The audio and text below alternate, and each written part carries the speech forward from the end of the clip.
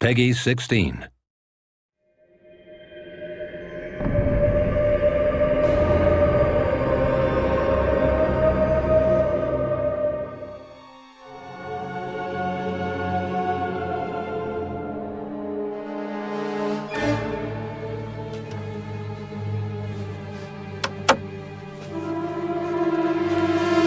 In Fable 3, I play Sabine. I am Sabine, elder of the Dweller tribe. This is my first experience voicing a video game. So what drew me to it was the team, how committed they are, how well organized everything is, and how beautiful the game is. There is, I think, some loose connection between a character I played in a film called The Last Legion and Sabine. They're both in the same part of the UK. They're both from Wales. All right, I'll shout. Sabine's History of the Dweller tribe. And I apologise to any Welsh players of the game for my Welsh accent, but I did have a go. So royalty walks into our home. A princess, no less. You're a long mile from the castle, princess. What do you think of our home, then? Do you like what your brother has done to us?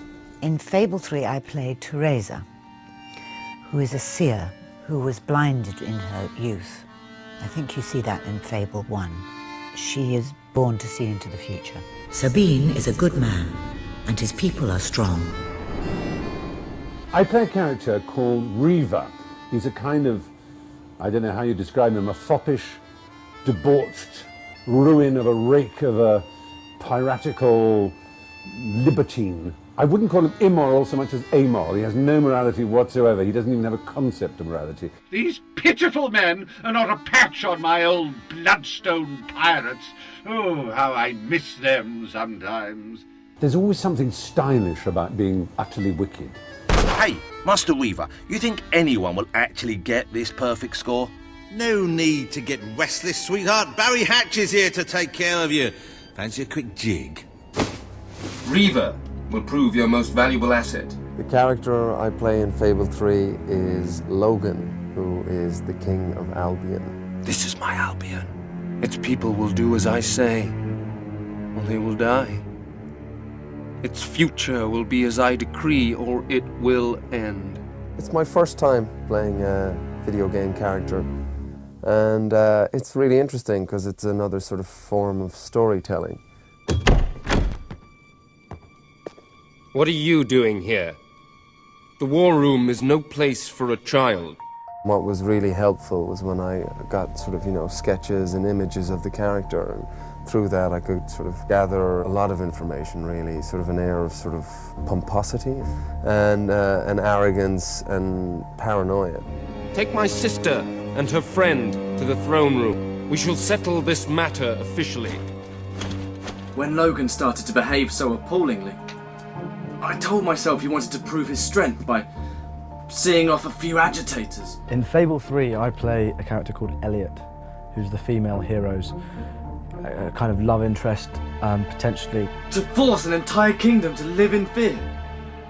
That's true tyranny. He's a very genuine, kind man who is kind of the moral barometer for the female hero.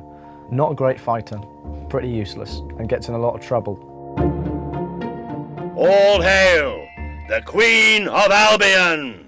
I play a character called Sir Walter Beck, who's the kind of typical right-hand man of the monarch. Oh, balls to you all. He's loyal, he's honest, he's a hard fighter. Ha-ha! You only went and broke it. Look at that. Am I a great teacher or what? He's everything that a king would want, just here. Blocked! Stick that up Logan's pipe and smoke it.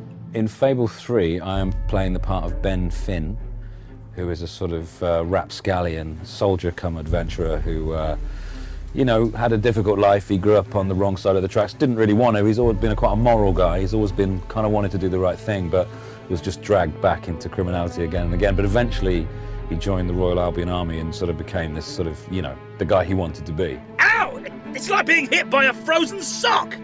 I played Jasper, who is the butler at the Royal Palace, and he was originally butler to the king who's gone all wrong. And now he is the great and faithful and loyal attendant on the young fellow who's going to become the hero, or the young girl who's going to become the heroine. You've a new mask, an exciting mix of daring and dashing. A bit like my first cat, Simon. I think people often wonder whether an actor is using himself in a character, and I think the answer is, to some extent, he has to. One of the things that's missing from a lot of video games is good writing and good voice work. I mean, they require that. It's just because they're video games doesn't mean they don't require the same attention that movies do, or television, or what have you. And I think this one has a wonderful mythology, and it's witty, and it's engrossing, and it demands to have people that, you know, can step up to the plate. This is revolutionary for me. It has to become part of the actor's vocabulary. We have to join in or perish. Okay, you're ready? The video's ready? Are you ready? A wolf has been hit! Oh, no, actually, could I do that again? It sounded a little bit grand. Could very well destroy the Kingdom of Albion. Just like that poster. And is my cappuccino here yet? The shambles! My advice to anyone who wants to play this game and win and overthrow Logan and be a good leader is to be yourself. Don't try and second guess. Don't try and think, oh, I wonder if the game wants me to do this or the game wants... It's not about that. It's about you, the player.